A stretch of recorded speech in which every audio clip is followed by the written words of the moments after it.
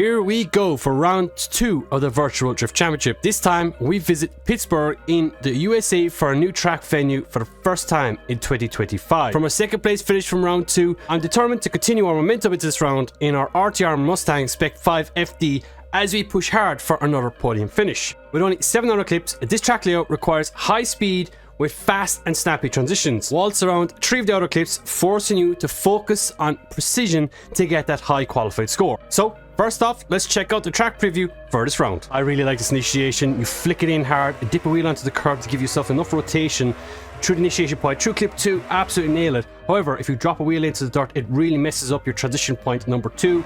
Clip 6, leave the wall right now. It's important to leave it early to set yourself up for this transition through clipping point 7. As the chase driver, it's actually super rewarding as you can set yourself up nicely, leave the wall at the right time, and set yourself up onto the door across the finish line. So here we go for our first qualifying run as we flick it in through clipping point 1. We go through the reference marker and we drop a wheel off into the dirt at clipping point 2, and then we hit the wall at clipping point 3. And so with that, we're going to scrap this run, we're going to remove it, and we'll go straight on to run number 2.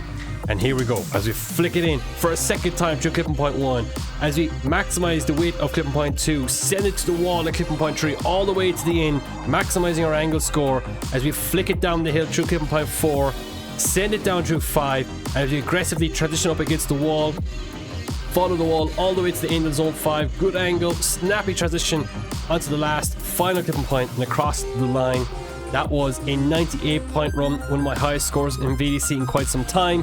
And with that, we move on into top 32 as the number 1 qualifier. So for top 32, we're going to do a comparison run here with HynesZ. We're on the left on the lead run, and in the right hand side we are chasing.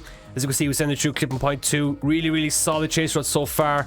And look at this transition right here. We give contact to Linus down the hill. We lose a bit of proximity, but for the most part we still maintain proximity-ish kind of as we finish off this run, and it's looking pretty close. I do think we are having a much stronger lead run, and I think our chase runs are more or less mirrors of each other. It was enough for us to get the win. I do see that could have gone one more time perhaps, but yeah, look, we take the win and we move on into the top 16. Alright, so for top 16 we have Braden Swanee's 370Z. As he flicks it in with us, he carries low angle but matches our angle, leaving zone number 2. We go into number 3, he drops back a tiny bit, maintains proximity, matching, mimicking of angle. We head down the hill once more, and Braden's doing an okay chase run. I feel like over angles there a little bit. Our lead run from this point has still been pit by perfect, replicating our 90+ point qualifying lead runs.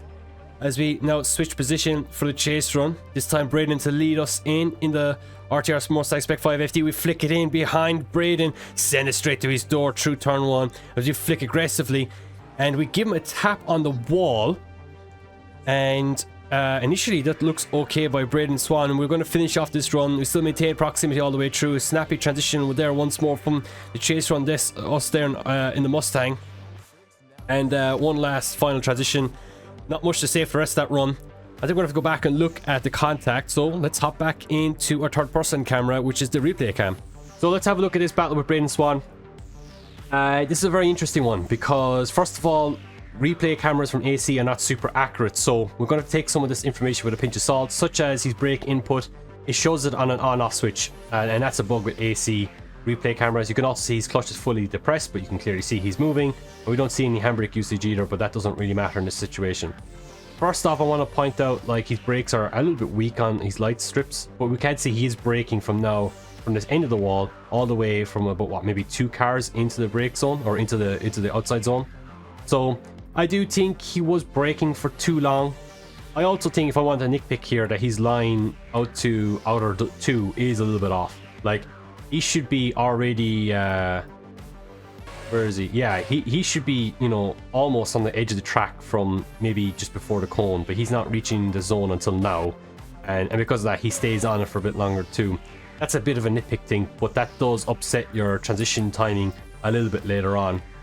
And if we look at from the point of view from above, this point perspective, I don't know if it shows his brake lights up here. They're not the strongest, but he brakes from basically the start of the wall and a good, what, maybe 2 cars into the zone. So If we want to compare that to the actual diesel map, it shows that he was braking for much longer. Again, we don't know how much was he actually braking for, and at the end of the day, you know, you can left foot brake and accelerate at the same time and still maintain speed. So sometimes just truly trusting the brake input is not the most fair and accurate way to do it, but at the end of the day, he was braking longer than what he should have, and I think that's what the judges used to determine who was at fault, because he didn't follow the diesel map, and that's why they gave him the 0 and gave me the win for the battle. So I do think it was extremely lucky. A scenario like this is also never ideal for me, because I'm in a situation, I'm like, oh my god, I've just lost the event, but we get the win. I'm like, oh my god, how did I get the win? It's not until you're in a scenario like this, you watch it back, you realize, okay, there is a bit more going on here. But even still, looking at this with you guys right now, it's still not clear cut, and I think from my point of view, you know, that's not the situation that I want to be in. So from now on, or moving forward, how I prevent myself from being in these scenarios is just to be a little bit safer, especially in these earlier battles, so that, you know, there is some give and take. But I will say, I was absolutely gassed up about my initiation. Like, I sent it to the door, we sent it all the way through the first 2 zones, we nearly transitioned back onto his door again, and just a combination maybe of Braden decelerating a bit too long and maybe being a tiny bit more aggressive was the reason of the contact. We still get the win after all. I'm very lucky about that situation. I don't know is there much to learn from this scenario, but either way, we have a big battle moving on with top 8 coming up next, so let's check that out. Okay, so for top 8 we have Daniel Andredev.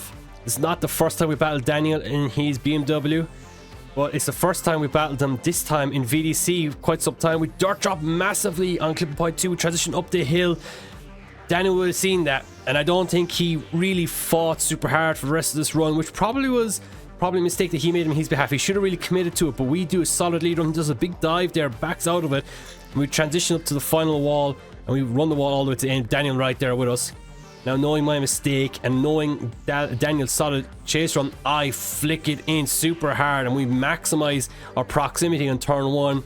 As we transition through clipping points 3 up along the wall, we're there right him once again. We time the transition lovely, bumper to bumper, down the hill we go. We maximize the door proximity, transition hard again once more on clipping point 4 or 5 here. And we transition one more time through clipping point 6 all the way to the end. What a lead run by Daniel, but what a chase run by us. But that was enough to see us go one more time. I feel like we were lucky there with that one. That dirt drop we had on our lead run wasn't the greatest. As we now go one more time against Daniel Andredev. Our dirt drop in our lead run previously was really lucky for us that we got it one more time. We were flicking in super hard this time. Daniel's still right there with us through clip point 1 through 2 as he flicks behind us up the wall, up the hills towards wall number 3. And yeah, he's a really solid chase run, bumper to bumper once again on the transition, and here again once more bumper to bumper on the transition. He over angles a tiny bit, same as he did in the last chase run that he did, but he flicks it nicely onto our door across the finish line. As we switch it over to run number 2, we head down the straight. We're now going to flick it in behind Daniel Andredev super hard onto his door. Super risky transition, or initiation should I say. We flick it up onto his door again, bumper to bumper, wheel to wheel. As we head back down the hill once more, we're really pushing Daniel around this Pittsburgh layout, and we're really showing our proximity aggression here. One again, aggressive transition across the finish line. Wow, what a battle there with Daniel Andredev. And yeah, look, that's what battles are made of, man. Seriously, look, I think we were lucky on the first run to get that one more time after the big dirt drop that we had. But our second run, I really do think, our second battle, I do think we did enough to get the win there. And yeah, pretty pleased with that battle. Probably one of my best chase runs in quite some time in a car that we're still getting settled with. So really solid battle there with Daniel Andredev. We move on into the top 4. Okay, top 4 time. Austin Zaleski and his Titus Super. We're going to do side-by-side comparison here for our first battle here in the top 4, and we centered on proximity on our chase run, but Austin has a bit of a proximity gain in his lead run. We close it back up with him. We go down the hill once more. I do feel like there's areas here where we are stronger in areas, and Austin is stronger in other areas. I do think we make a little mistake on our lead run there. Austin does a great job to avoid it. Not much to say about this battle here, guys. A few mistakes on both ends, enough to see this go one more time. As we lead in Austin Zaleski for our one more time battle, we're going to flick it in super hard here through the initiation. Austin with us, side-by-side initiation. Through clipping points 2 we go. Austin could be a little bit closer in proximity, matching of angle. He now does so through clipping point 3. As we transition Up to the top of the hill, down the back of the hill we go again. Bumper to bumper on the transition here once more time. Austin doing a good solid chase run. There was a bit of a hesitation there before the transition, backing off to give us some space across the finish line. Right on our door he goes. As we switch positions, this time we're going to chase in Austin Zaleski in his Toyota Supra. And here we go. We're going to flick it in behind his bumper, send it to his door. As we do, we do go over the hash mark on the inside, but we fill clipping point 2 quite nicely. Austin has a solid lead, but we do close up the proximity. Give him some space down the hill we go. We close back up the gap pretty nicely. We're going to transition here 1 second last time. Onto his door we go. And Austin's lead run is pretty solid here. We are matching of angle and matching his line quite well. And yeah, that was enough for us to get the win. Pretty close one again. I think that could have gone one more time once more, but I do think Austin made a few mistakes in his chase run versus ours.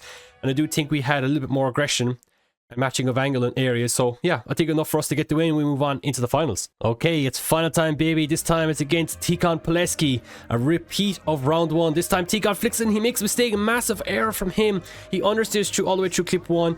And our lead run through clipping point 3 here is pretty solid. Tikon right there with us. He backs out of it again. That's kind of a weird wobble from him. We go back down the hill once again. Look at the proximity from Tikon. Unbelievable stuff. We'll go down the hill through clipping point 5 here. And Tikon gives us a bit of space and then finally transition. Nice job from Tikon across the line as we finish off solid. As we're going to switch positions, I knowing that Tikon made a mistake on initiation. I thought it was bigger in my mind now to look back on it.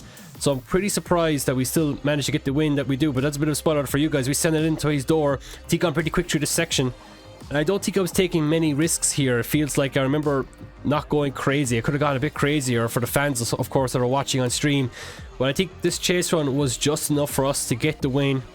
That's a bit of a spoiler for you guys. You're about to find out here in 1 transition's time who wins this battle, of course. But of course, it was enough for us to get the win and win round 2 of VDC. What a run of an event for us. Two podiums and 2 solid qualifying runs as well, obviously, over the last 2 events. And yeah, it's enough for us to take the points lead over Tikon Pileski by a handful of points. So what a solid event. Tikon making that mistake obviously in the final run there in his chase run was not ideal from him, and it was enough for us to get the win overall. But yeah, this is getting a tight championship. And yeah, it's BMW versus Ford Mustang, and so far Ford Mustang is on top, baby. So let's take this RTR Spec 5 FD to the top, and hopefully by the end of the season we'll have this event will come strong to us. So really solid event for us. Really looking forward to round 3 in a few weeks time. We'll see you guys all there very soon.